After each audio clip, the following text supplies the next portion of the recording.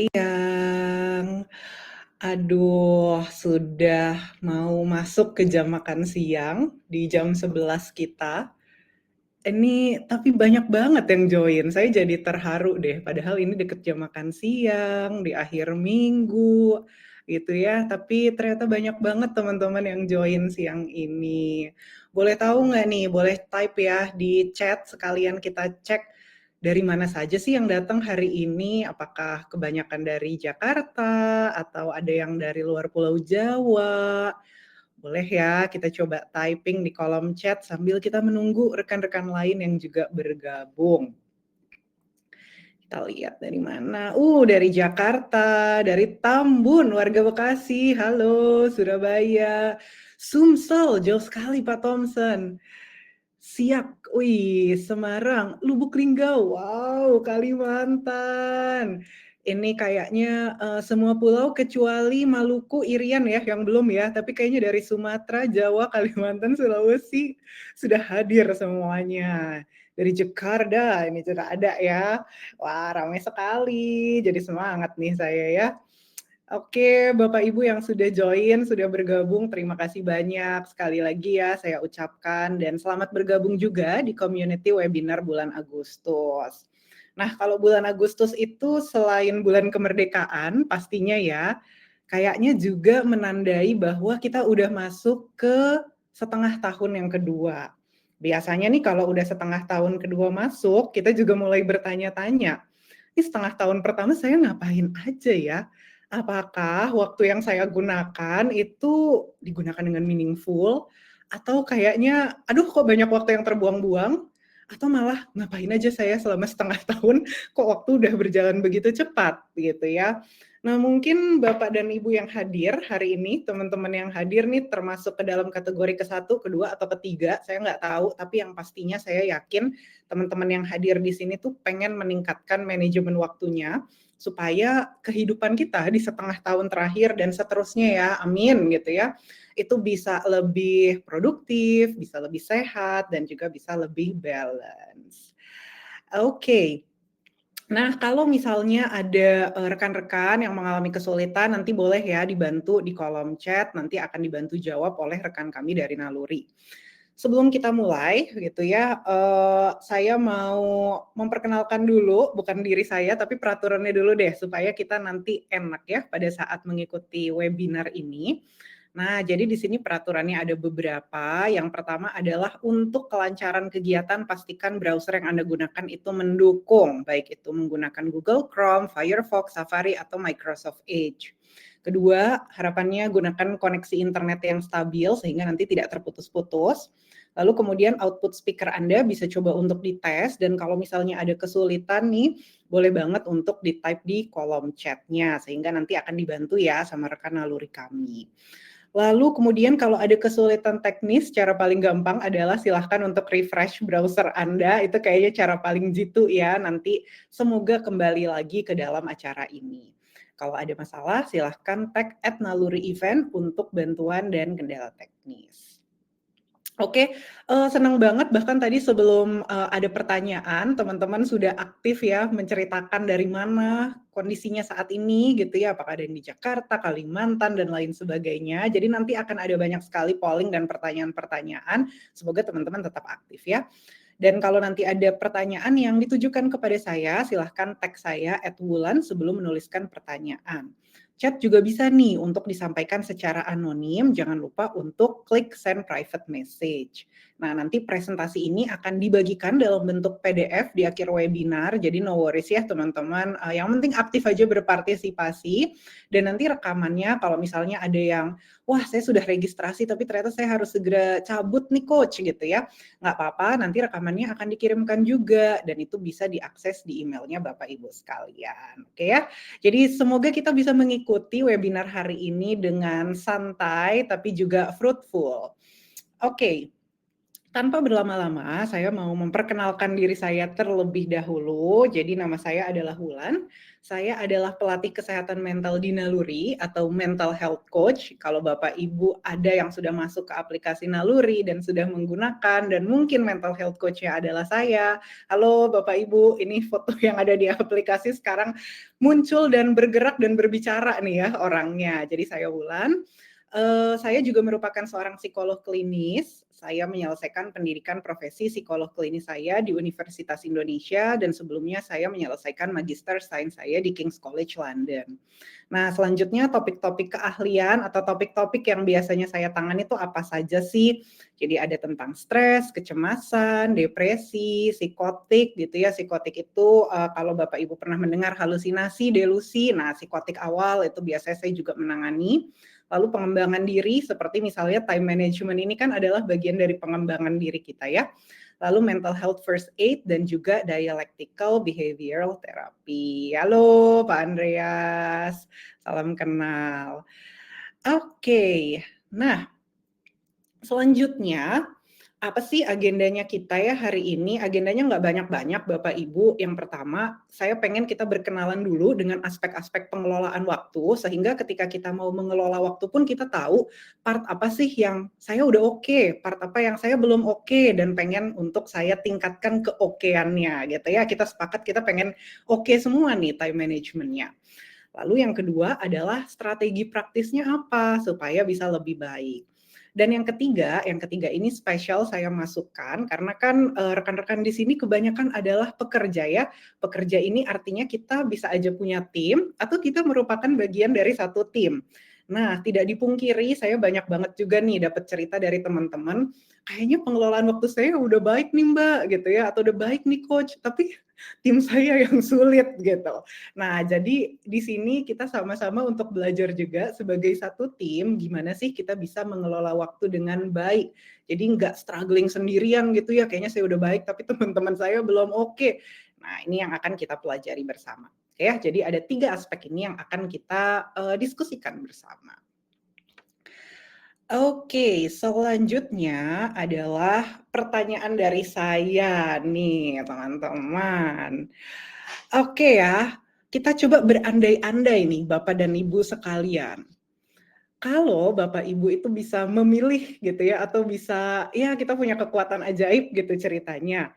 Terus pengen punya waktu berapa jam dalam satu hari nih? Jadi kalau kita kan sekarang 24 jam ya Bapak Ibu ya. Nah, kalau bisa berandai-andai pengen punya waktu berapa jam dalam sehari? Saya sambil cek di kolom chat. Wah ini ada dari Pak Zian nih, out of topic ya Pak ya, oke nggak apa-apa Pak, nanti saya jawab. 24 setengah jam, sangat spesifik. Wih ada yang 24 jam aja cukup. 12 jam Pak Irfan, saya baru dengar nih ada yang lebih sedikit nih ya. 24 cukup, 48 jam, oke. 16 jam, apakah kenapa nih? Saya penasaran juga loh untuk teman-teman ya, seperti tadi ada Pak Irfan, ini ada Mbak Neniana. Kok waktunya lebih sedikit malah ya pengennya? Kenapa nih? Saya penasaran. Oke. Oh ini Mbak Tessa ya, kalau weekend 48 kali 2 sepakat Mbak Tessa ya. 1 jam biar lebih cepat gajian lagi. Aduh, bener juga ya. Jadi dalam waktu 25 hari udah gajian lagi ya. 24 cukup, 24, 6 jam. Oke. Ini kalau wah ini Mbak Vio malah udah spesifik ya, 8 kerja tidur, 8 tidur, 8 growth time, 8 side job. Oke. Oh, ini jawaban dari Mbak Nia yang tadi menjawab 16 jam. Soalnya semakin lama waktu dalam sehari, semakin lama juga kita di tempat kerja. Oke, sangat real concern-nya ya.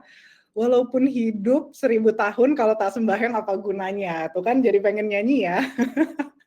Mohon maaf ini kita webinar nih bukan, acara panggung gembira ya Pak Irfan, tapi kebayang banget sih. Karena intinya adalah kalaupun waktunya berbanyak-banyak, tapi kita tidak menggunakan waktunya secara efektif, efisien, dan meaningful, terus buat apa? Kalau saya boleh share, saya sendiri tuh pengen kalau bisa waktu 27 jam. Buat apa 3 jamnya lagi buat tidur? Karena saya tipe orang yang kayaknya butuh banget tidur, tapi nggak bisa tidur kalau kerjaan belum selesai. Nah, ada nggak yang sama seperti itu? Jadi kayak 3 jamnya lagi, boleh kali ya buat tidur rebahan, enak banget soalnya. Oke, baiklah ini belum hari Jumat ya, jadi kita jangan membicarakan tentang tidur. Terima kasih banyak rekan-rekan yang sudah share berapa jam dalam satu hari yang diinginkan. Nah, sekarang saya pengen untuk kita ngelihat dulu nih, satu fenomena. Jadi ini artikel yang masih sangat baru sekali dari, ini ya, majalah Forbes versi website-nya. Jadi ada satu fenomena nih teman-teman sekalian yang banyak terobservasinya kalau di sini adalah di millennials. Jadi generasi Y gitu ya, generasi Y yang mana mereka itu mulai berpindah dari hustle culture, kerja kerja kerja, sibuk terus, side job-nya banyak ya, kesibukannya di mana-mana, weekend nongkrong sambil bawa laptop. Nah, coba teman-teman throwback ya ke tahun 2014, 2015 di mana hustle culture, #girlboss gitu ya, #tired but thrive. Nah, itu kita lihat ya orang-orang tuh di mana-mana sibuk, orang-orang kayaknya punya side job dan lain sebagainya. Ternyata 10 tahun kemudian di tahun 2025 ini, milenial dan juga Gen Z itu mulai bergeser trennya dari yang tadinya sibuk-sibuk-sibuk itu masuk ke dalam satu tren yang disebut sebagai intentional work. Intentional work itu seperti apa sih? Nah, tren ini tuh ditandai dengan kebutuhan atau keinginan untuk punya satu financial stability yang bukan dicapai dengan kerjanya semakin banyak, tapi dicapai dengan downsizing activity, terus kemudian semakin simple aktivitasnya, dan semakin balance kehidupannya. Artinya kebutuhan atau keinginannya itu dikurangi, tetapi kemudian sebagai return-nya, orang itu punya lebih banyak waktu untuk melakukan hal-hal yang memang ia inginkan di dalam hidup selain bekerja. Nah, kenapa sih tren ini kemudian muncul ya? Again, thanks to pandemi gitu ya, pandemi ini tuh sangat membantu orang untuk semakin menyadari apa yang penting untuk diri mereka dan ternyata hidup yang penuh dengan rasa burnout itu sepertinya tidak lagi investasinya dalam tanda kutip menguntungkan. Return-nya tuh nggak segede gitu loh untuk kebahagiaan kita, bahkan untuk pemasukan kita juga in a long term, karena banyak yang akhirnya sakit. Banyak yang akhirnya kena gangguan kesehatan mental karena tidak mengizinkan diri untuk beristirahat. Nah, makanya itu mungkin ya salah satu alasan kenapa webinar ini diadakan, padahal time management itu kan ibaratnya hal yang ya udah sering lah ya dibahas gitu. Tapi kenapa sih ini tetap penting diadakan? Karena ternyata orang tuh mulai shift perspektifnya. Dari yang tadinya kerja, mengatur waktu supaya bisa produktif, supaya bisa sebanyak-banyaknya saya lakukan aktivitas, menjadi apa? Menjadi waktu yang saya miliki nggak hanya produktif, tapi juga meaningful, dan bisa bikin saya itu ngerasa happy, ngerasa sehat. Oke, jadi siapa di sini yang pengen mengatur waktu nggak hanya untuk produktif, tapi juga sehat? Nah, stay tune ya teman-teman sampai akhir. Oke, let's go. Berikutnya saya mau, nah ini satu pengingat buat teman-teman, kata-kata hari ini adalah sibuk itu bukan label untuk dibanggakan, melainkan tanda bahwa Anda mulai kehilangan fokus. Jadi kalau yang tadinya, aduh sibuk banget terus bangga, sekarang mulai dipikir-pikir deh, apakah kesibukan Anda itu sesuatu yang sebetulnya emang perlu, atau ini sebetulnya karena kita mulai kehilangan fokusnya kita ya. Waduh gitu ya katanya Pak Hendra, waduh. Oke, kita main game singkat ya teman-teman. Jadi game singkat ini untuk membantu mengetahui bagaimana sih Bapak Ibu tuh biasanya mengelola waktu. Nah, game singkat atau pertanyaan ini tuh saya ambil dari sebuah kuesioner yang namanya adalah Time Structure Questionnaire. Kita akan angkat polling nanti di sisi kanan layar Bapak Ibu, silahkan untuk bisa membuka kolom pollingnya. Kita masuk ke pertanyaan yang pertama. Oke, nah pertanyaan yang pertama dari polling kita hari ini. Jika berkaca kepada aktivitas sehari-hari Anda, sebagian besar hal yang Anda lakukan itu sejalan dengan tujuan hidup Anda. Apakah Anda tidak setuju, kurang lebihnya setuju, atau sangat setuju nih dengan statement ini? Oke ya, jadi jika berkaca kepada aktivitas sehari-hari kita, ternyata aktivitas kita itu sejalan loh dengan tujuan hidup besarnya saya. Nih di sini, banyak yang menjawab tidak setuju, oh salah. Yang banyak menjawab adalah kurang lebih. Oke, jadi ya kurang lebihnya sejalan lah ya.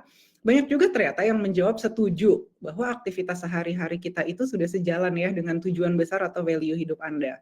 Nah, senang banget nih saya membaca kalau ternyata teman-teman yang hadir di sini kurang lebihnya itu udah sejalan atau sebagian besar sejalan. Nah, bagi teman-teman yang rasanya kok belum ya, belum sejalan, nggak apa-apa. Ini menjadi satu awareness ya buat kita bahwa oh ternyata saya sibuk tapi terus sibuknya buat apa? Gitu. Nah, ini adalah aspek pertama teman-teman dari time management, yaitu kita kalaupun punya kesibukan, kesibukan kita itu bermakna nggak? Kesibukan kita itu berkontribusi nggak terhadap tujuan jangka panjangnya kita? Oke ya, kita coba pindah dulu untuk pertanyaan yang kedua. Terima kasih yang sudah polling. Ini ada 5 pertanyaan. Kita masuk ya ke pertanyaan yang kedua. Pertanyaan yang kedua, lebih pendek nih pertanyaannya. Kita lihat ya pertanyaan yang kedua, polling yang berikutnya. Anda memiliki rutinitas harian yang Anda ikuti. Oke ya, jadi di sini tuh ada 2 statement. Kita punya rutinitas harian dan rutinitas hariannya itu kita ikuti. Ada kan ya yang punya rutinitas harian, tapi ya udah satunya arahnya mah ke kiri gitu ya, aktivitas kita kemudian ke kanan, jauh banget. Nah, jadi di sini saya pengen lihat teman-teman yang hadir nih tipe-tipe yang mana?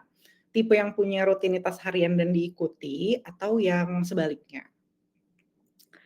Oke, kita tunggu dulu jawabannya. 80-an orang nih yang sudah menjawab. Wah, banyak sekali.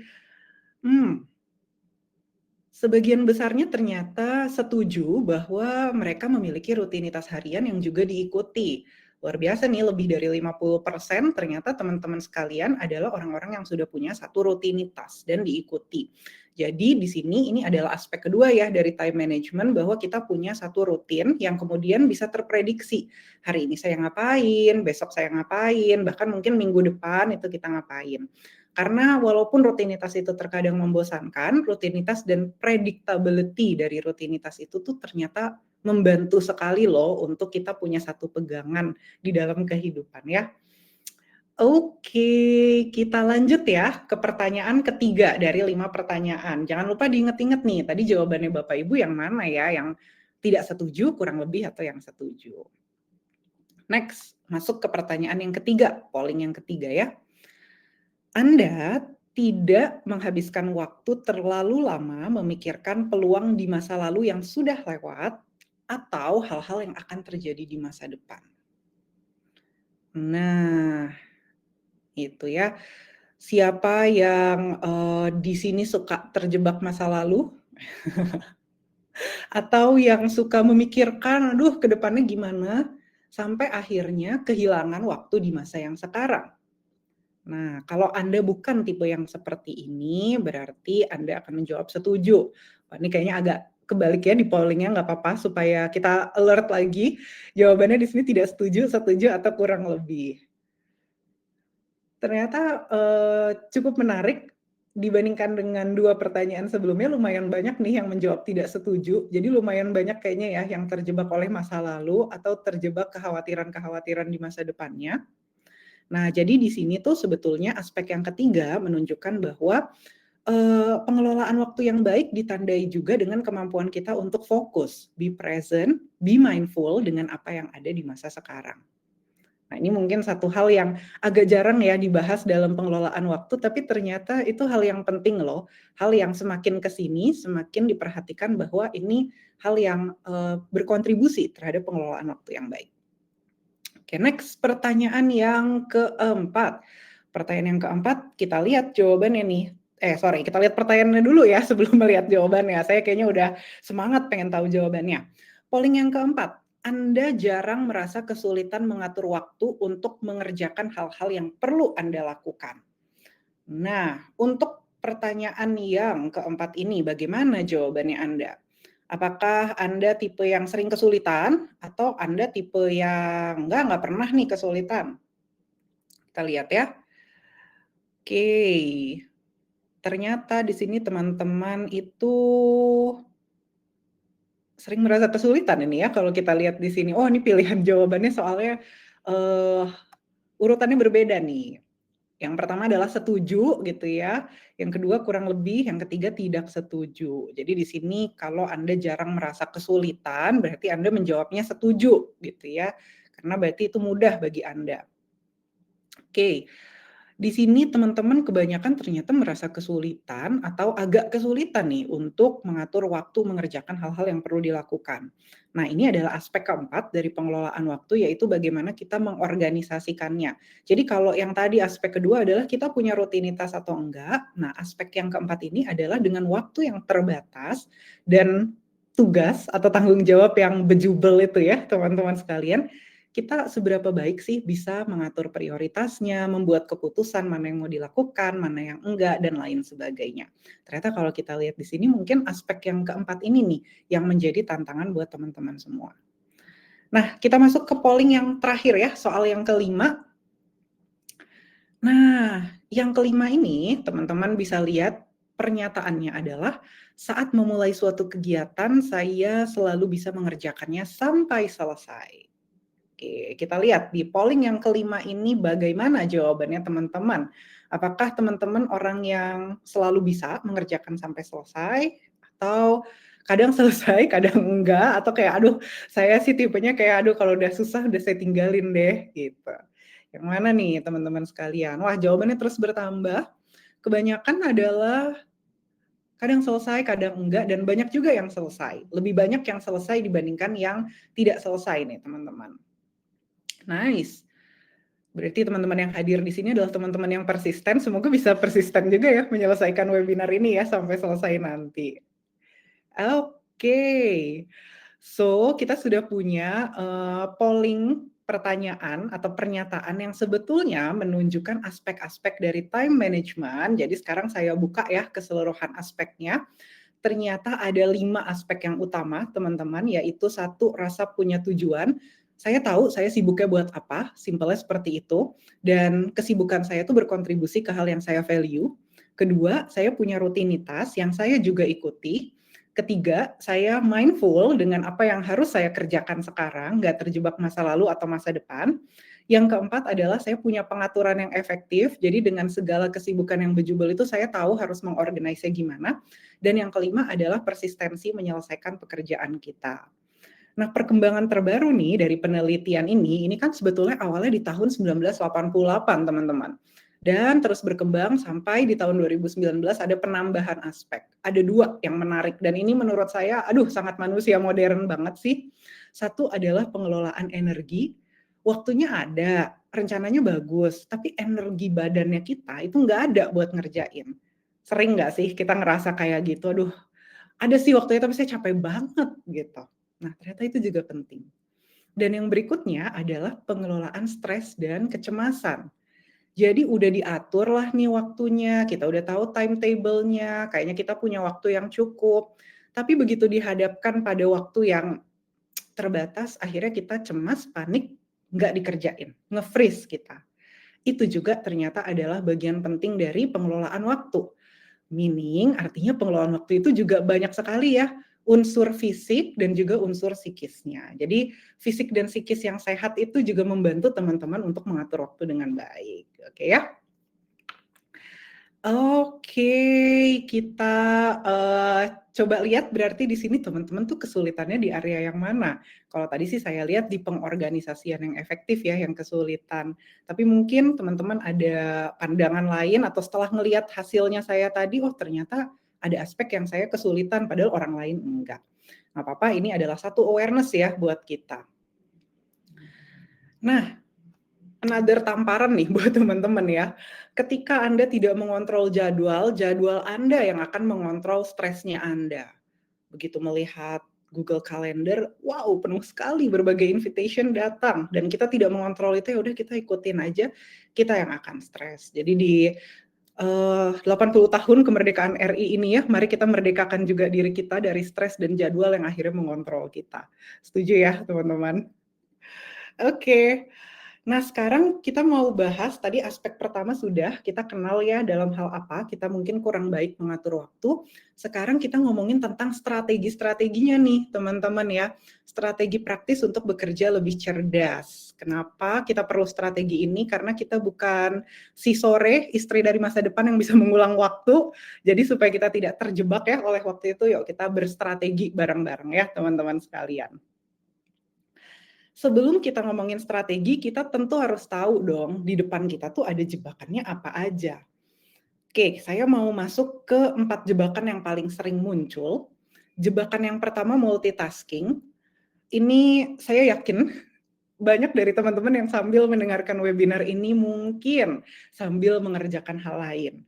Ada yang mungkin sambil makan, ada yang mungkin sambil meeting lain, nah atau ada yang mungkin sambil, typing-typing sesuatu ya di laptopnya. Sebenarnya multitasking ini bukan terekspos. Oke, cuma, Mbak Leon atau Ania, ada lagi ternyata ya yang lain ya yang terekspos. Sebenarnya saya nggak against ya dengan multitasking ini, karena emang nggak dipungkiri itu sesuatu yang susah lah ya di era modern ini untuk nggak multitasking.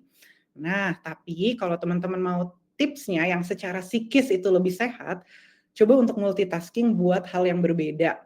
Misalnya, dengerin webinar sambil makan. Makan itu kan kegiatan yang tidak terlalu kognitif ya. Jadi mendengarkan itu mungkin sangat kognitif. Nah itu bolehlah untuk digabung. Walaupun nanti kalau kata teman-teman dietitian, makan itu harus mindful. Ya betul. Tapi kalau emang kepepet banget, gabungkan dua hal yang berbeda. Jadi jangan kita misalnya sambil meeting A, lalu kemudian ada meeting B juga. Atau sambil kita melakukan aktivitas yang kognitif banget, dengerin meeting sambil kita mendrafting proposal.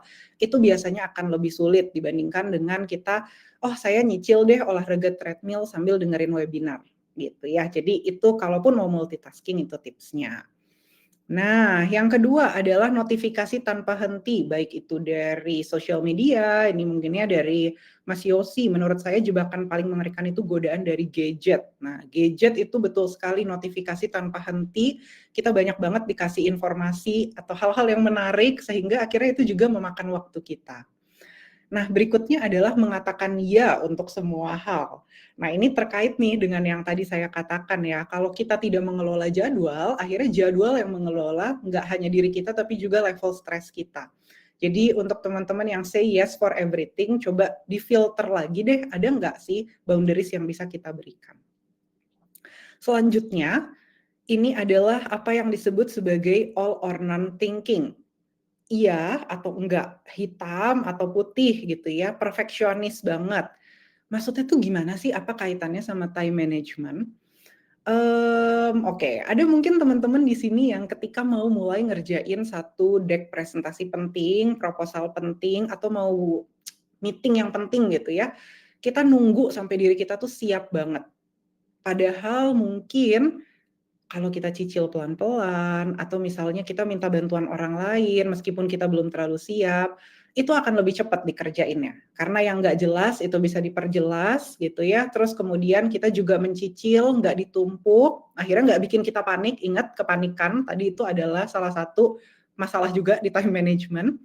Nah, banyak orang-orang yang udahlah sekalian nanti aja tunggu saya siap, tunggu saya di mood yang enak, udahlah nanti deh saya diskusinya, tunggu saya udah siap dulu. Akhirnya ditunda-tunda dan yang terjadi waktunya jadi berantakan ya time managementnya. Nah, jadi ini satu hal yang juga menjadi jebakannya kita semua biasanya, terlalu nunggu saat yang perfect untuk ngerjain sesuatu. So, kalau kita udah kenal dengan jebakan-jebakan ini, janganlah kita masuk ya ke jebakan itu, coba dihindari, diteropong dulu dari sekarang mana jebakannya saya. Sekarang kemudian kita coba deh strategi-strategi praktisnya. Oke, saya mau sambil cek nih, di kolom chat tampaknya ada percakapan yang menarik nih ya. Gangguan, oke. Gangguan dari arah luar, contohnya kita lagi ngerjain kerjaan A, terus dipanggil kerjaan-kerjaan B ya, dari Mbak Stefani nih ya. Kita tinggalin nih kerjaan awal, pas balik udah lupa yang A kita kerjain sampai mana. Betul, ini sering sekali ya terjadi ya, kayaknya banyak nih yang, mengamini kata-kata dari Mbak Stefani, ada Mbak Leonita, Mbak Rahma Sekar, ini Pak Andreas juga ya. Oke, nah B-nya selesai, datang lagi kerjaan C, jadi yang A makin nggak dikerjakan gitu. Nah, keselnya itu loh nggak satisfying, setengah-setengah. Yes, makanya tadi kita sebut ya bahwa pengelolaan stres dan juga anxiety itu ternyata penting banget loh di dalam pengelolaan waktu. Karena manusia itu nggak seperti robot yang bisa di-switch dengan cepat, begitu udah kesel terus langsung bisa balik lagi ke kondisi awal gitu ya. Paham banget deh rasanya ada di kondisi seperti itu gitu. Oke. Nah, sekarang kita masuk dulu ya ke strategi praktisnya. Jadi karena tadi kan kita di awal sudah membuka bahwa time management ini sebetulnya dibutuhkan untuk kita juga mencapai tujuan besar di hidup kita. So, kita clear-kan dulu nih, apa sih tujuan besarnya di hidup kita? Hidup Anda tuh punya banyak sisi, jadi coba kita lihat sisi-sisi mana yang sebetulnya penting. Apakah misalnya kalau kita lihat di kiri itu ya ada satu lingkaran, di lingkaran itu dikatakan bahwa ada yang disebut sebagai health, people, environment, growth, dan nanti di dalamnya ada lagi ya banyak aspek kesehatan, emosional, spiritual, pekerjaan. Nah, area hidup mana sih yang benar-benar penting buat Anda? Nah, nilai-nilai apa yang Anda miliki di area hidup tersebut? Misalnya, menurut saya penting untuk punya kesehatan. Nilai-nilai yang penting adalah nggak hanya saya punya badan yang sehat, nggak punya penyakit gitu ya, tapi badan ini juga bisa untuk digunakan misalnya buat jalan-jalan, kalaupun butuh untuk kerja lembur ya, badan ini juga nggak besoknya sakit. Jadi itu nilai yang saya miliki. Saya ingin mengoptimalkan fitness levelnya badan saya, bukan cuma saya tidak terkena penyakit apapun. Nah, tapi ketika saya cek lagi, cara saya menghabiskan waktu dan energi itu merepresentasikan nggak sih apa yang saya value ya tentang kesehatan? Ternyata enggak loh, jangankan olahraga rutin, makan yang betul aja tuh saya enggak. Tidur pun juga ternyata nggak saya urusin. Artinya berarti kan apa yang saya lakukan sehari-hari tidak mencerminkan value saya ya. Nah, ini yang biasanya juga jadi kendala, ini yang biasanya juga jadi masalah nih buat orang zaman sekarang, karena terlalu ada di dalam mode autopilot, gitu.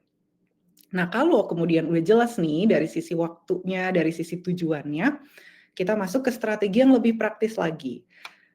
Apa sih strategi yang lebih praktis? Kita lihat. Nah, ini strategi-strategi yang mungkin Bapak Ibu sekalian di sini juga sudah pernah mencobanya, mendengarnya. Kita coba recap saja sebentar di sini. Yang pertama adalah kita perlu untuk punya prioritas harian. Kalau katanya rule-nya itu adalah rule of three. Jadi fokus kepada 3 tugas yang berdampak besar setiap harinya. Lebih dari 3 biasanya cuma bikin kita frustrasi. Karena kok nggak selesai-selesai ya yang saya kerjain. Oke, lalu kemudian berikutnya adalah time blocking. Jadi time blocking ini bisa kita terapkan kalau di kalender kantor atau di kehidupan sehari-hari. Kita jadwalin waktu-waktu yang memang ingin kita gunakan untuk fokus bekerja, rapat, dan juga untuk beristirahat. Jadi kita punya satu struktur atau rutinitas. Nah, selanjutnya itu adalah membuat tugas kita di dalam batch atau kelompok-kelompok. Jadi kelompokkan tugas-tugas yang serupa, misalnya membalas email atau membalas pesan, jadi korespondensi mungkin ya kategorinya. Lalu membuat proposal gitu ya, lalu kemudian misalnya meeting. Nah, coba itu diatur supaya kita tidak terlalu banyak untuk shift fokus dari satu titik ke titik yang lainnya. Nah, selanjutnya yang saya juga sukai nih, itu adalah 2-minute rule. Kalau ada tugas yang ternyata hanya memakan waktu kurang dari 2 menit, langsung dikerjain aja. Tapi tentunya ini, tidak berarti kita lagi misalnya ya, kita lagi ngerjain sesuatu, katanya 2-minute rule, ya udah deh saya langsung kerjain sekarang aja dan akhirnya kehilangan fokus, itu enggak ya. Tapi ini untuk hal-hal yang biasanya suka kita tunda-tunda. Misalnya kita nunda udah nyampe rumah, kita capek banget gitu ya, terus udah gitu kita nunda untuk ngebuang sampah keluar, padahal kayak sebetulnya tinggal ambil sampahnya, terus udah gitu kita buang aja keluar. Kita tunda sampai akhirnya menjadi masalah tuh ya di rumah kita, jadi bau, jadi ada tikus dan lain-lain. Oke, tes batching, satu klaster yang serupa meskipun topiknya beda-beda ya, boleh boleh banget Pak Alexander, ini kalau ada pertanyaan dari teman-teman boleh banget ya mulai di drop in juga di kolom chat, siapa tahu lagi bisa saya jawab ya terkait dengan materinya. Betul banget, ini bisa untuk dilakukan misalnya, korespondensi. Korespondensi itu kan sesuatu yang serupa walaupun topik corresponding-nya itu beda-beda. Bisa aja misalnya ke anak buah kita atau misalnya ke klien kita, tapi sama-sama kegiatannya adalah membalas pesan, gitu. Jadi sangat bisa diterapkan, tapi di sini sebetulnya tidak ada aturan yang pakemnya karena bagi setiap orang batch atau kelompok tugasnya itu beda-beda. Jadi ini membutuhkan keterampilan juga sih dari kita untuk mengatur mana sih yang satu kelompok, mana yang enggak. Itu ya, semoga bisa menjawab ya Pak Alexander untuk pertanyaannya. Apa nih, masalahnya yang 2 menit ininya banyak kayak popcorn gitu ya. Oke, menarik banget ini pertanyaannya dari Pak Irfan. Ini percaya atau tidak ya Pak Irfan ya, ada klien saya yang akhirnya tuh berhasil untuk membuat, jadi dia itu membuat task batching-nya dia, itu dalam satu kelompok untuk hal-hal yang nggak penting gitu, hal-hal admin yang nggak penting. Misalnya gitu ya, oh dia mau mengurus SPT pajaknya dia, atau dia mau ngeberesin reimbursan dia. Itu kan tugas-tugas yang sebenarnya kayaknya simple, tapi kita tunda-tunda terus. Nah itu dia satukan, di dalam kayak satu waktu, di dalam bahkan peralatannya itu ya dia bawa dalam satu kantong, ketika dia mau nunggu anaknya pulang les gitu ya, terus nunggu dokter, itu dia keluarin. Jadi waktu-waktu kosong yang seperti itu bisa dia gunakan untuk mengurus si popcorn itu gitu. Nah, itu salah satu tips and trick juga yang bisa kita lakukan kalau di dalam waktu kita banyak waktu nunggu, misalnya kita naik kendaraan umum. Nah, kita bisa tuh naruh batch tugas-tugas admin tidak terlalu penting tapi mengganggu pikiran ke dalam satu batch juga. Gitu. Nah, terakhir adalah weekly review. Jadi setiap akhir minggu itu kita bisa review ya, apa yang berhasil, apa yang membuat waktu, apa yang membuang waktu, sorry, dan apa fokus saya di minggu depan. Oke ya.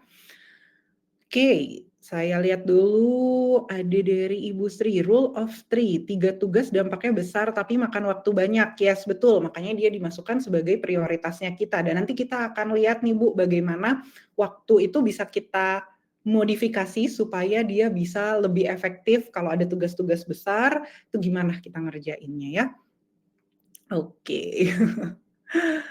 Seringkali sebagai pekerja kita merasa tidak memiliki kendali atas waktu sehingga jadwal yang telah disusun sulit untuk dijalankan. Sepakat banget Pak Hendra tentang ini, makanya nanti kita masuk ke bagian yang ketiga juga ya, supaya kita sebagai satu tim tuh nanti bisa lebih sinkron gitu, kerjanya tuh seperti apa. Oke, nah ini kayaknya banyak nih pertanyaan-pertanyaan yang muncul. Di sini saya sambil lihat, oke, beberapa pertanyaan ini nanti akan bisa terjawab seiring dengan materi, jadi saya mau coba lanjut dulu ya. Nah, bagaimana nih kita kemudian menggunakan strategi-strategi tadi untuk membuat keputusan harian? Karena di sini ada pertanyaan dari Pak Alexander, apakah strategi ini berurutan gitu ya? Jadi ini adalah yang paling bawah atau top 3 priorities ini adalah yang intinya gitu ya. Nah, pertama memang kita perlu untuk tahu dulu nih apa yang benar-benar penting yang mau kita kerjakan hari ini.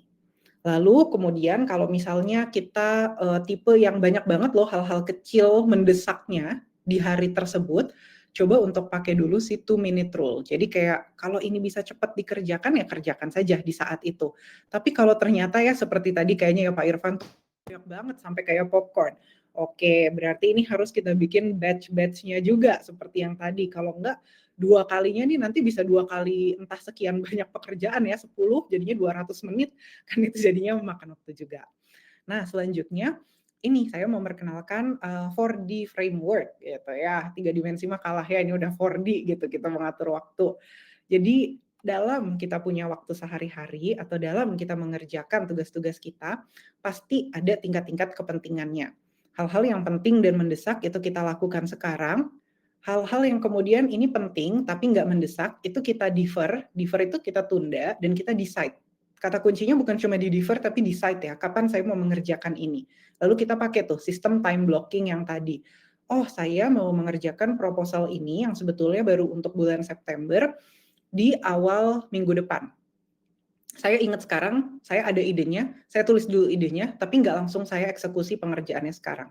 Itu artinya defer and decide, waktunya kapan. Lalu yang ketiga adalah delegate. Nggak semua hal harus Anda yang kerjakan, Anda bisa delegasikan kepada orang lain. Lalu yang selanjutnya ini sepertinya adalah delete atau kemudian kita delegate. Delete atau delegate, hapus atau tolak yang tidak penting. Ini harusnya decline ya. Jadi kayak kita hapus atau kita tolak hal yang nggak penting. Ingat boundaries tadi itu adalah salah satu jebakan juga dari pengelolaan waktu. Gitu ya. Nah, jadi ini adalah tips yang bisa digunakan untuk harian setelah kita tadi misalnya punya top 3 priorities tapi kerjaan saya ada banyak banget, terus gimana dong saya mengelola atau menggunakan strategi-strategi yang tadi. Nah, ini adalah susunan dari framework-nya. Semoga ini menjawab ya pertanyaan dari Pak Alexander tentang gimana sih menggabungkan teknik-teknik ini. Nah, selanjutnya adalah Another tamparan. Kekurangan waktu sesungguhnya adalah kekurangan dalam mengatur prioritas. Makanya itu penting bagi kita untuk tahu apa sih kerjaan yang penting dan enggak bagi kita semua. Sekarang di sini saya pengen mengajak teman-teman untuk berefleksi. Nah, berefleksi dengan satu cerita yang kita sebut sebagai jar of life metaphor. Oke, saya punya pertanyaan yang nanti boleh dijawab di kolom chat ya sama teman-teman sekalian. Jadi di sini ada satu apa nih wadah gitu ya. Di sini ada satu botol atau wadah. Terus yang ini bukan garam atau merica ya. Ini bukan acara masak-memasak, melainkan ini adalah pasir Bapak Ibu ya. Ada pasir, terus ini ada kerikil kecil dan yang ini adalah batu-batu besar. Tugasnya Bapak dan Ibu sekalian di sini adalah memasukkan ini semua ke dalam satu botol. Gimana sih caranya supaya ini bisa terisi penuh? Nah, mana yang kira-kira dimasukkan duluan? Coba mungkin urutannya boleh nih ditaruh di kolom chat. Mana yang harus dimasukkan duluan? Ya betul, Pak Farid ya, memang harus dimasukkan, tapi dengan urutan seperti apa nih? Oke, ini dari Mbak Afnisha, batu besar dulu, kerikil, baru pasir. Oke, ini ada lagi yang besar dulu baru yang kecil. Kerikil dulu, kerikil, pasir, batu gede. Batu besar, kerikil, lalu pasir. Oke, ini bukan psikotes ya Bapak Ibu ya, tenang. Walaupun saya psikolog klinis, ini bukan psikotes, ini tidak mencerminkan nanti bagaimana kepribadian Anda gitu ya, enggak. Oke, nah betul sekali. Jadi di sini kebanyakan sudah menjawab dengan tepat. Besar dulu, terus kemudian kerikil kecil, baru pasir. Ini dari Bu Stefani, ganti jadi kotak Mbak, boleh nggak? Boleh, nggak apa-apa, boleh gitu. Wadahnya apapun boleh, tapi di sini wadahnya tidak bisa semakin besar, volumenya itu tetap sama gitu ya. Nah, jadi jar of life metaphor ini teman-teman sebetulnya menggambarkan bagaimana sih waktu 24 jam kita itu, atau bahkan kalau kita mau zoom out lebih jauh lagi adalah kehidupannya kita gitu ya, kehidupannya kita di usia kita berapa puluh tahun ya, kita punya waktu hidup di muka bumi ini, sebenarnya diisi oleh hal-hal yang seperti apa sih? Nah, batu yang besar tadi itu mencerminkan hal-hal yang penting di hidup kita. Misalnya saya pengen punya waktu liburan dengan keluarga, saya pengen punya waktu untuk mengembangkan diri, saya pengen punya waktu untuk menjadikan hobi saya misalnya ya bermusik itu menjadi sesuatu yang bisa menghidupi saya. Nah, itu adalah batu besarnya kita, itu adalah tujuan besar hidup kita, itu adalah hal yang kita value di hidup. Itu yang kita masukkan dulu. Nah, selanjutnya kerikil-kerikil itu adalah hal-hal yang sifatnya itu misalnya rutinitas, hal-hal yang tidak terlalu penting di hidup kita atau bahkan mungkin di sehariannya kita. Kita masukkan itu sebagai yang kedua. Dan terakhir itu adalah pasir. Pasir itu tadi mungkin popcorn-popcorn ya kalau di dalam ceritanya Pak Irfan tadi. Popcorn-popcorn itu kita masukkan sehingga dia mengisi ruang-ruang yang masih kosong. Nah, bayangkan kalau sebaliknya nih, seperti jar yang kedua ini ya, ternyata yang paling banyak atau yang dimasukkan duluan adalah pasirnya. Batu-batu besar akhirnya tidak punya ruang untuk mengisi si jarnya itu. Artinya di sini ketika kita mau mulai mengatur waktu, mulailah dengan batu-batu besar atau hal-hal yang penting dulu di hari itu, di minggu itu, atau bahkan di hidupnya kita, gitu ya. Dan kemudian izinkan. Jadi kata kuncinya di sini adalah izinkan hal-hal lain menyesuaikan di sekelilingnya. Yang sering terjadi kita udah tahu batu besarnya apa, kerikilnya apa, pasirnya apa. Tapi kita nggak mengizinkan si kerikil atau pasir-pasir itu untuk mengisi ruangnya. Pokoknya kita mau semuanya itu harus berjalan sesuai dengan keinginannya saya, semuanya itu penting, semuanya itu mendesak. Akhirnya pusing deh mau masukinnya seperti apa nih ke dalam jarnya itu, semua mau dimasukin malah tumpah. Nah, itu yang sering terjadi kalau kita nggak mengizinkan membuat skala prioritas. Mana yang mau dimasukin duluan. Oke, terima kasih Bapak Ibu ya sudah membantu saya mengisi jar of life metafornya kita pada siang hari ini. Nah, ini kalau tadi Bapak Ibu yang bertanya-tanya gimana sih cara menggunakan prinsip 4D-nya dan bagaimana menggabungkannya dengan prinsip 3 tugas penting, Bapak Ibu bisa menggunakan tabel ini. Silahkan tabel ini nanti digunakan, misalnya kita mau ngecek ya, di minggu depan nih, di minggu depan tugas saya ada apa dulu. kita boleh list down nih segala tugasnya kita. Yang pasti saya yakin tasnya itu nggak cuma 5, tapi karena di sini slide-nya terbatas, ukurannya saya masukin 5 aja. Mungkin ada 25, silahkan di list down dulu. Lalu kemudian kita pilih 3 setiap harinya, itu yang mana yang mau kita masukkan ke keseharian kita. Nah, tugas-tugas yang kita masukkan sebagai prioritas besar itu adalah tugas-tugas yang sifatnya penting. Penting ini bisa jadi penting harus dilakukan sekarang, penting dan ini bisa dilakukannya nanti tapi harus ditentukan ya waktunya. Ada juga yang kayaknya ini bisa di-delegate dulu kepada orang lain atau ternyata saya cukup percaya buat orang lain melakukannya sehingga ini tidak menjadi tugas besarnya saya, tapi ini bisa menjadi tugas besarnya orang lain mungkin. Atau ada hal-hal yang mungkin perlu untuk kita hapus atau kita tolak untuk kita lakukan. Nah, kata kuncinya adalah kita perlu untuk membuat prioritas penting mendesak, penting tidak mendesak. Misalnya tadi ya, kayak proposal itu bisa saja sekarang tidak mendesak, tapi kalau nggak dikerjain, akhirnya itu jadi mendesak juga. Lalu kemudian hal-hal yang sifatnya tidak penting dan mendesak bisa kita delegate, dan kalau ini tidak penting dan tidak mendesak, silahkan untuk dihapus atau ditolak untuk mengerjakannya. Gitu ya. Oke, nah ini tadi tabel yang bisa kita gunakan, semoga nanti bisa membantu Bapak Ibu untuk mulai menerapkannya di minggu depan. Untungnya minggu depan tanggal 18 ada libur nih, jadi dapat 1 hari lagi untuk berefleksi. Nah, sekarang kita akan masuk ke bagian yang ketiga tentang pengelolaan waktu sebagai tim. Saya di sini mau polling dulu singkat nih kepada Bapak Ibu yang hadir, walaupun tadi kayaknya udah ada sedikit lah ya curcol-curcol di kolom chat. Kita sekarang akan angkat lagi pollingnya kita yang terakhir untuk hari ini. Saya pengen tahu, jadi dengan beban dan sistem kerja di tim Anda, kita kan semua punya workload ya, kemudian kita juga punya tim di kantor. Terus tadi kita udah belajar tentang berbagai strategi time management. Seberapa mungkin sih Anda menerapkan strategi manajemen waktu? Nah, jadi yang paling kiri itu adalah mungkin, yang paling atas tuh mungkin banget nih diterapkan. Ada yang mungkin 50-50 di tengah. Ada hal yang bisa saya terapkan, tapi ada juga yang enggak. Ada yang mungkin sama sekali nggak bisa karena beban kerjanya ini misal nggak habis-habis atau nggak ada ruang untuk mengatur karena benar-benar semuanya ini sudah harus diatur oleh atasan. Gitu ya, saya pengen tahu. Rekan-rekan yang hadir di sini tuh seberapa mungkin menerapkan strategi time management yang kita pelajari hari ini di setting kantor. Jadi ini settingnya adalah kantor ya. Yuk kita coba lihat dulu pollingnya di sisi kanan. Cukup banyak yang menjawab ini mungkin buat diterapkan.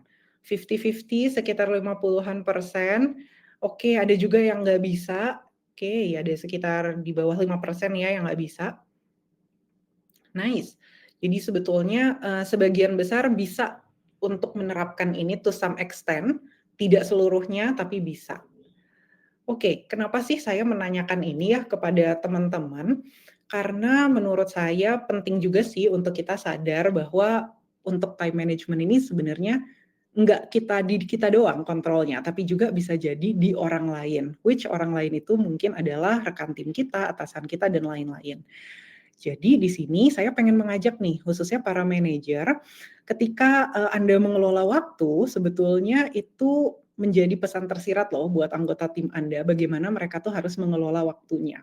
Jadi kalau Anda mengelola waktu dengan baik, biasanya tim Anda pun juga akan bisa mengelola waktu dengan baik.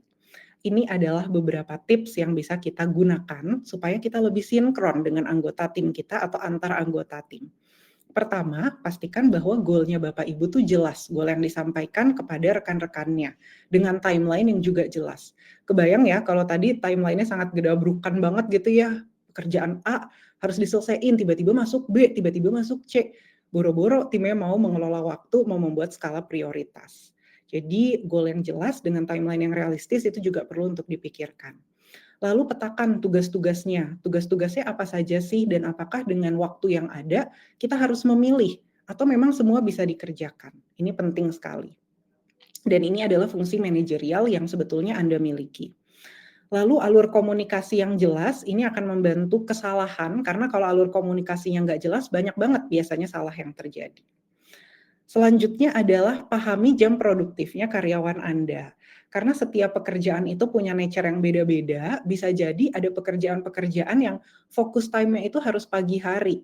Contoh kalau kita lihat di healthcare ya, healthcare itu biasanya kalau kita lihat di puskesmas dan lain-lain, lebih banyaknya terjadi di pagi sampai siang hari. Karena itu adalah waktu di mana para pekerjanya, pekerja kesehatan lebih fresh, lebih fokus. Lalu kemudian tugas-tugas administrasi itu baru dilakukan di menjelang siang sampai sore hari. Nah, hal ini penting untuk diketahui, jangan sampai kemudian waktu fokus atau waktu kerjanya tim Anda lagi semangat-semangatnya, itu malah diisi dengan hal-hal yang sebetulnya menjadi noise, sebetulnya tidak terlalu penting. Tapi nggak dipungkiri, kadang ada juga ya yang koordinasi itu penting banget. Jadi kita mengawali harinya dengan meeting. Oke, itu nggak apa-apa. Tapi meetingnya meeting yang seperti apa? Meeting koordinasi yang membantu kerja. Nah, kalau ada meeting lain yang kurang penting, mungkin bisa digeser ke siang atau sore hari. Jadi pahami ya, hal itu sangat penting. Lalu kurangi distraksi-distraksi. Distraksi ini macam-macam, meeting itu bisa jadi salah satunya, atau mungkin bolak-balik gitu ya, minta tolong karyawan kita bolak-balik di waktu yang beda-beda, sehingga akhirnya dia baru mau fokus sedikit, udah harus ngerjain A, atau udah dipanggil lagi, dan lain sebagainya. Termasuk kurangi distraksi ini juga adalah mentoleransi jika misal karyawan kita, oh kamu kok misalnya Microsoft Teams-nya atau Slack-nya itu dibikin jadi pause ya notification-nya. Oh dia lagi berusaha mengurangi waktu atau distraksinya karena dia lagi mau fokus. Nah itu juga termasuk sebetulnya ya mentoleransi. Terima feedback karena kita mungkin sebagai manajer ada di posisi yang tidak lagi operasional day to day, kita nggak terlalu tahu kondisi di lapangan seperti apa, makanya kita menerima feedback dan melakukan feedback berkala itu juga penting, termasuk ini membantu memonitor progresnya udah sejauh apa. Dan terakhir nggak kalah pentingnya adalah kita menjadi contoh juga. Jadi kalau kita adalah tipikal orang yang pengaturan waktunya berantakan, nggak bisa menegakkan boundary, semuanya diiyain, atau kita orang yang panik banget ya dalam mengelola waktu, nggak heran kalau tim kita itu juga chaos. Karena seperti tadi, pengelolaan waktu kita itu merupakan pesan tersirat loh buat anggota tim bagaimana mereka mengelola waktu. Jadi supaya semuanya senang, happy, produktif, tetap sehat, yuk kita juga berbenah sebagai atasan atau mungkin sebagai tim. Oke ya, semoga ini bisa membantu tidak hanya Anda tapi juga tim Anda sekalian. Terakhir ini adalah kesimpulan dari saya, Anda bukan butuh lebih banyak waktu, karena emang nggak bisa juga, tapi Anda butuh lebih banyak kejelasan, kejelasan dalam prioritas, kejelasan komunikasi, dan lain sebagainya ya. Terus strategi yang tepat itu bisa memberi lebih banyak kontrol, sehingga Anda bisa berkembang dan meraih sukses. Serta yang ketiga adalah tim Anda membutuhkan dukungan Anda. Pahamilah tugas mereka, pahamilah nature dari kerjaan mereka, dan bantu mereka mengelola prioritas. Karena seringkali yang terjadi bukan tim Anda nggak bisa, tapi tim Anda terlalu bingung mana yang harus dikerjakan duluan. Jadi bantulah mereka untuk mengelola prioritasnya mereka. Nah, jadi yuk jangan ditunda-tunda lagi, atur waktu mulai dari sekarang karena masa depan Anda itu dibentuk oleh apa yang Anda lakukan hari ini, bukan besok. Saya sambil akan menyampaikan beberapa resources yang ada di Naluri, sambil silahkan teman-teman kalau ada yang mau bertanya, boleh nih mulai di-drop ya di kolom chat. Jadi di sini ada sejumlah layanan Naluri yang bisa Anda gunakan. Misalnya di sini ada 24/7 text line gratis dari Naluri. Ada nomornya di layar Anda kalau Anda ada dalam kondisi-kondisi nggak nyaman dan lain sebagainya. Anda bisa untuk menggunakan layanan ini. Lalu konsultasi one on one melalui video call, ini bisa Anda gunakan juga. Asesmen kesehatan mental yang ada di Naluri sangat bisa menjadi sarana untuk memonitor bagaimana kondisi saya selama 2 minggu terakhir, silahkan untuk digunakan, ini gratis. Nah, ini adalah aplikasi dan website Naluri yang bisa teman-teman pakai juga untuk, misalnya untuk mengakses webinar ini, atau webinar selanjutnya, atau bahkan materi-materi self-help learning materials, ada banyak banget di Naluri bisa diakses. Oke, sambil saya membuka Q&A, saya melihat pertanyaan-pertanyaan yang masuk.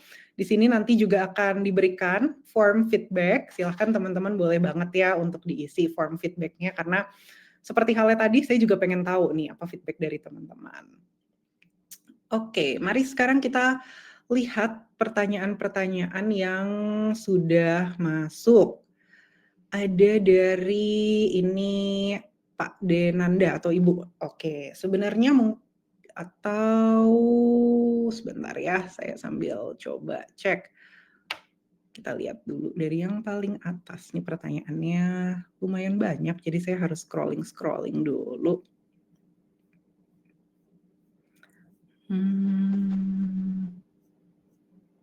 Oke, adakah aplikasi untuk mengorganize task, priorities, dan time juga?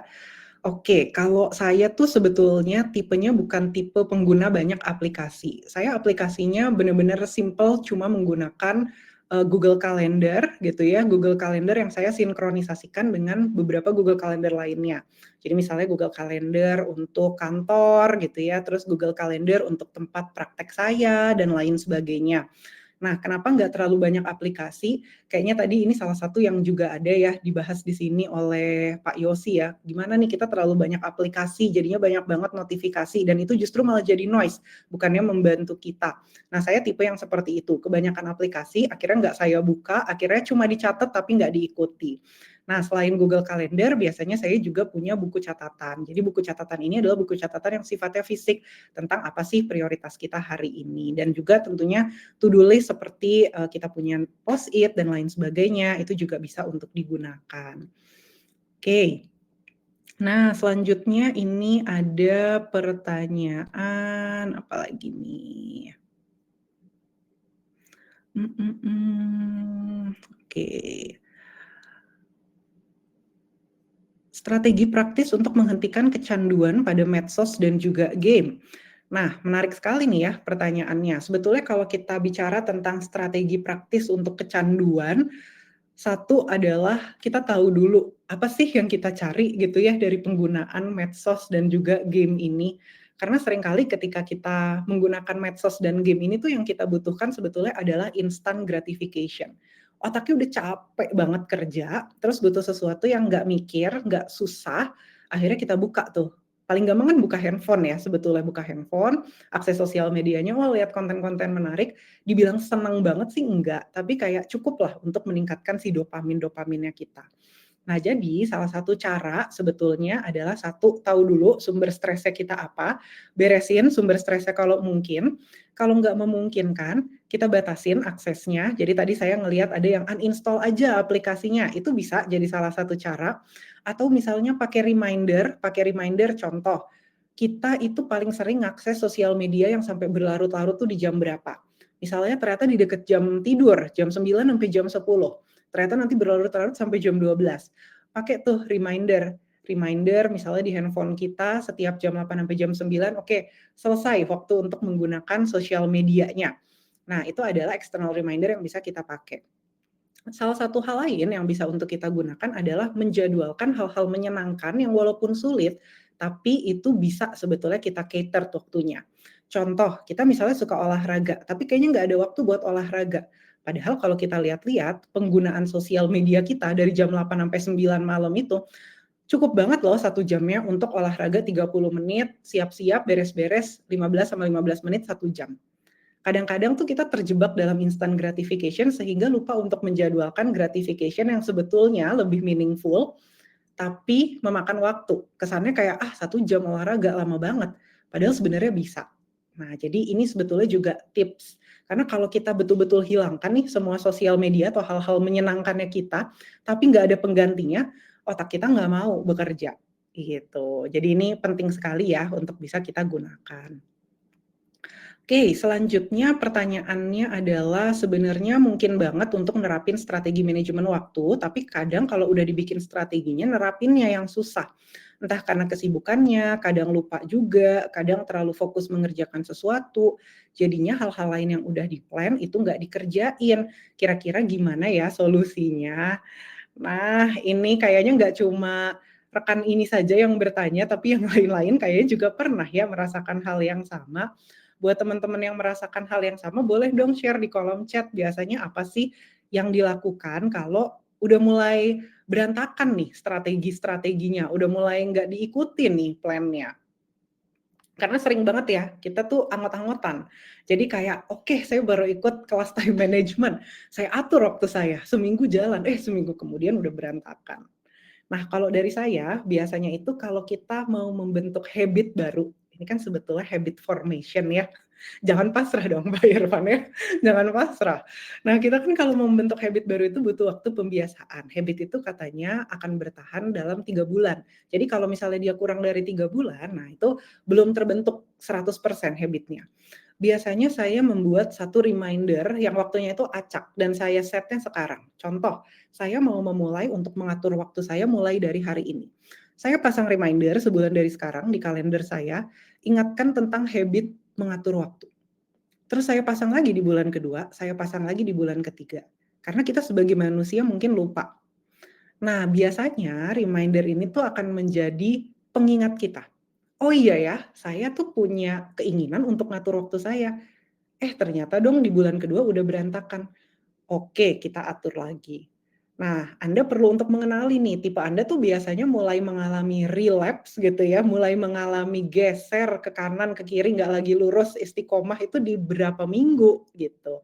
Kalau biasanya 3 minggu, ya berarti reminder-nya harus di 3 minggu itu, gitu. Jadi tidak hanya plan-nya saja sebetulnya yang perlu untuk kuat di awal, tapi kita juga perlu untuk memitigasi. Kalau saya lihat masalahnya ini sebetulnya adalah di mitigasinya. Itu ya, jadi reminder-reminder ini sebetulnya bisa membantu kita. Oke, ini kayaknya akan menjadi pertanyaan terakhir karena waktunya sudah menunjukkan jam 12. Sambil saya menjawab pertanyaan terakhir, boleh ya Bapak Ibu sekalian untuk webinar feedback formnya diisi kembali. Silahkan untuk diklik supaya bertambah, supaya kita mendapat lebih banyak lagi feedback untuk sesi kita hari ini. Bagaimana kita mengatur waktu dengan membuat task priority, sedangkan saya seorang pekerja non-kantoran atau lapangan.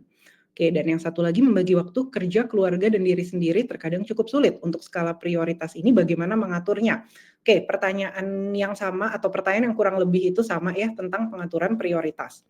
Ini saya mungkin juga berbagi sebagai seseorang yang dulunya pernah bekerja freelance gitu ya, di mana kayak waktu saya itu kadang-kadang bisa jadi sibuk banget, bisa jadi kosong banget, tapi orang freelance itu kadang-kadang malah sibuk terus karena nggak jelas ya waktunya nggak 9 to 5. Jadi kadang-kadang kita juga pengen ngambil banyak opportunity. Saya nggak tahu deh nih Mas Dwi atau Mbak Dwi di sini ngerasain hal yang sama juga atau enggak, takut kehilangan momen gitu ceritanya. Satu, saya berusaha untuk sebisa mungkin punya rutinitas. Karena otaknya manusia itu suka dengan sesuatu yang terprediksi. Rutinitas itu nggak harus yang 100% terkait dengan pekerjaan, bisa saja rutinitasnya itu adalah bagaimana kita memulai hari. Misal memulai harinya adalah dengan ibadah dulu, olahraga, mandi, habis itu saya sarapan. Itu pun sudah satu rutinitas. Lalu kemudian pekerjaan kita sebagai freelancer ini kan pasti ada aspek yang terkait dengan planning, ada yang terkait dengan meeting ketemu orang, ada yang terkait dengan eksekusinya. Nah, itu yang dibuat pengaturannya. Minggu ini atau di jam segini sampai segini, saya mau planning atau saya mau eksekusi atau saya mau meeting ya. Nah, itu bisa kita letakkan misalnya di kalender kita. Jadi, kalaupun nanti misalnya ada klien yang meminta meeting untuk satu project, kita bisa kasih, ini Pak waktunya, saya bisa setiap jam segini sampai segini setiap hari. Itu akan membantu juga untuk lebih terkelola dan terstruktur, sehingga waktu kita itu nggak terlalu acak-acakan. Nah, menjawab juga pertanyaan tadi ya dari Pak Idam, membagi waktu dengan keluarga, diri sendiri itu cukup sulit. Gimana kita mengatur prioritasnya? Teknik-teknik tadi sudah diajarkan gitu ya Pak, tapi menurut saya mindset itu penting. Saya punya satu quotes yang saya suka banget, segala sesuatu yang bertahan itu adalah yang seimbang. Kalau nggak seimbang, jalannya bisa cepat, tapi nggak bisa jauh. Artinya ketika kita kerja kerja kerja terus, cepet sih mungkin selesainya, karir kita juga cepet, karena itu jadi prioritas. Tapi seberapa lama sih kita bisa maintain lifestyle itu? Nggak jauh jalannya. Kita butuh juga waktu untuk keluarga, butuh waktu buat diri sendiri. Keluarga dan diri sendiri ini bisa jadi adalah bagian dari hal yang penting mendesak buat Bapak, atau bisa jadi juga ini adalah hal yang penting tapi nggak mendesak. Yang artinya Bapak harus decide, waktunya itu kapan? Waktu yang work buat saya itu di kapan? Apakah di akhir hari, misalnya di weekdays, karena weekend full untuk keluarga, tapi tetap harus diberikan waktunya. Jadi saya rasa ini juga terkait dengan mindset kita ya, bagaimana kita mau meletakkan diri dan keluarga ini sebagai sesuatu yang penting dan butuh dialokasikan waktunya. Gitu. Oke, ada beberapa pertanyaan lain yang mungkin masuk juga nih secara private dan juga di publik, tapi kayaknya nggak bisa saya jawab sepenuhnya karena waktu sudah menunjukkan jam 12:05. Jadi Bapak Ibu sekalian, sepertinya ini adalah akhir dari kebersamaan kita hari ini. Saya izin untuk menutup webinar hari ini. Semoga Bapak Ibu bisa mengatur waktu dengan lebih baik dan jangan lupa ya, ini sudah masuk jam makan siang. Mari prioritaskan waktu untuk menjaga kesehatan Bapak dan Ibu sekalian. Oke, kalau begitu selamat makan siang, sehat-sehat selalu. Semoga hidup kita menjadi lebih meaningful. Salam sejahtera. Bye-bye semuanya. Selamat siang. Mari, ya sama-sama. Terima kasih juga sudah hadir.